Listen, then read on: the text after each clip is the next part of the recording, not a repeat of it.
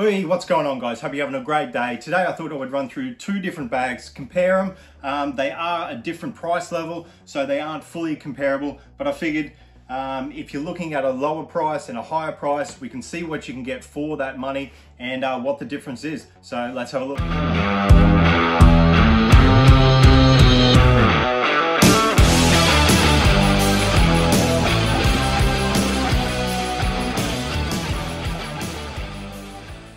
The Klein tools bag first, it's about 2.7 kilos. It is about the same size as the Veto.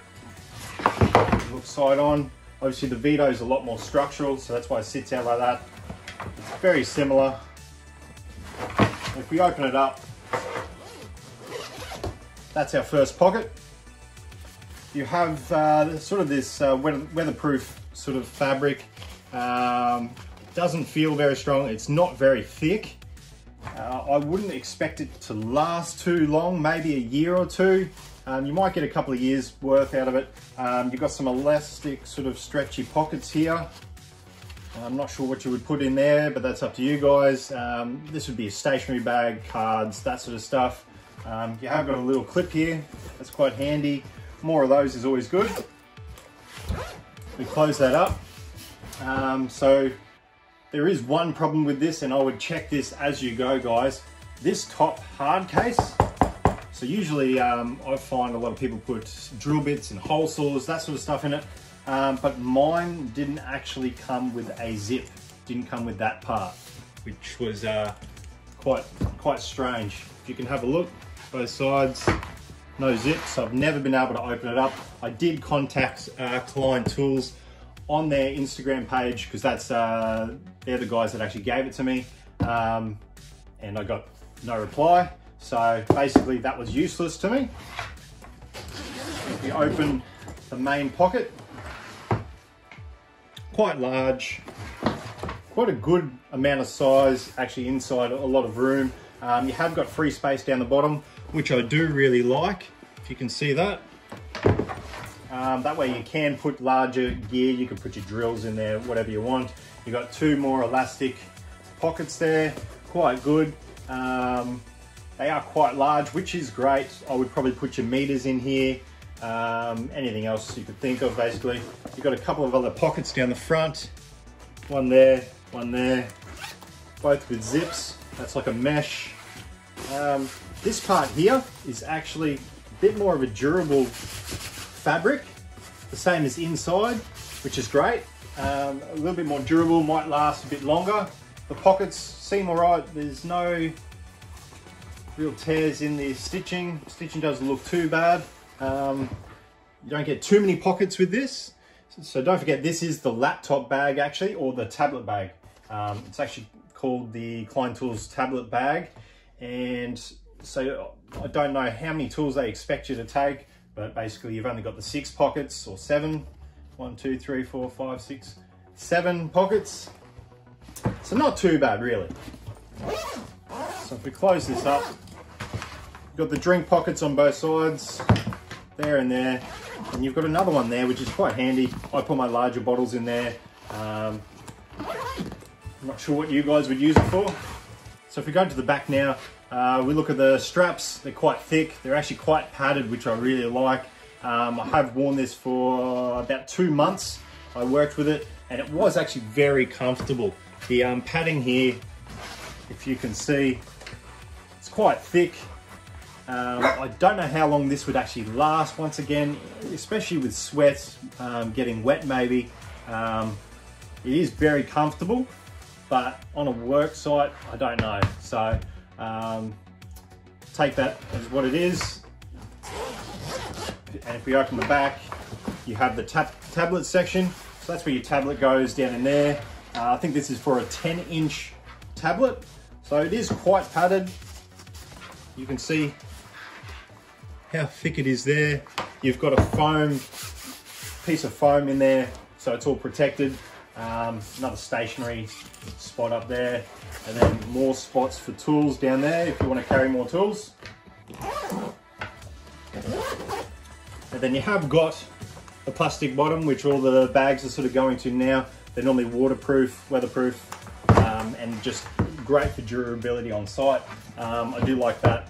It's not overly thick and it's not heavy, which is great. Stitching looks good, so not too bad. In Australia, I think these are going for about the 150 mark. They are hard to find, so I was looking for a price for these around the 150, which isn't too bad. So this is the tech pack from Vetopropac. This bag is, I believe, 6 years old, somewhere around there, so it's definitely been through the works. I've had this through airports, construction sites, absolutely everything you can think of. It weighs in at about 4.2 kilos, so it is about just under 2 kilos heavier than the Klein, but you'll see why in a second. If we look at the bag, it's a very strong sort of canvas. I'm not sure what these actual materials are, but you have got bits of leather, you've got a lot of canvas, very strong, basically everywhere you can look at, even the zips. The zips are very durable, and you also do have the plastic bottom. It's like a HDPE sort of type material, and it is, yeah, very durable, great for all sites and waterproof. So if we look at the front, you've got 2 clips. You can basically put any sort of gear in there and then clip it back up. Sort of loose gear. A lot of guys actually put some test gear, including cords and also yellow tongues, that sort of stuff. That's adjustable, so it can pull out a lot more if you want, just by adjusting it. Just so you can see the front pocket here. You then have Velcro at the top. So if you have a look in there, you've actually got 2 pockets inside that itself. 2 mesh elastic pockets, and enough room just for bits and pieces. I've just got a few bits of random things in there from a while ago. If we lock that back up, and if you open the front, as you can see, I've still got some tools in. I haven't used this bag for a while as I'm using the Tech XL, but you've got plenty of pockets to choose from, ranging from the smaller ones up the top, medium ones midway down, and then the elastic ones, you got 6 of them down the bottom, which are absolutely great. I fit meters, labelers, basically anything you think of, all fits down the bottom. And then you do have space in front there, just for random stuff. You do lose a little bit of gear down there, so I don't recommend putting too many small things down there. And then up the top, you've just got a couple of buckles just to hang anything on. But you can see you have actually a plastic part there. That's a solid plastic. So this is where a lot of the weight comes from, is just the materials and the amount of it. You can see in the inside, you have more support. That protects the sides from expanding. Yeah, you have the hard plastic, you've got the canvas, even bits here. So obviously, like right now, I have a lot of hole saws and drill bits. They're all sitting there, so you've got that extra bit of material which is protecting your pockets. If you close that up, just look at the sides, a massive carabiner on there, but all these are extremely durable, more leather. The buckles are great, really strong, and you have all this other support the whole way through it. More pockets on the side, you can fit pens or bits, whatever you want on there. Go to the other side, same thing, more buckles, more material, more bracing, more pockets, and that is for tape measures. I have found with a lot of other bags, including the pack out bags, or at least the old Milwaukee ones, they're on the same spot, but they're just to a very, very weak piece of material. I don't know how many guys have ripped that off yet, but I'm sure they have. But this is extremely strong. I've never seen one of these come off, and I know a lot of guys with these bags. If we go to the back, you can see here that you've got more bracing. Even the top, you have metal. That's a hard plastic. The whole mechanism is fully durable, and if we take that off, there you go. You've got a hook here for hanging, so you can hang it up. Open the back, and there you go. You've got more pockets. That's quite deep in there. throw all your random stuff in there. More buckles, more hooks, and these little pockets are really nice. I put little bits in these, very strong, really good quality. More plastic on the back, so it's quite hard, quite durable.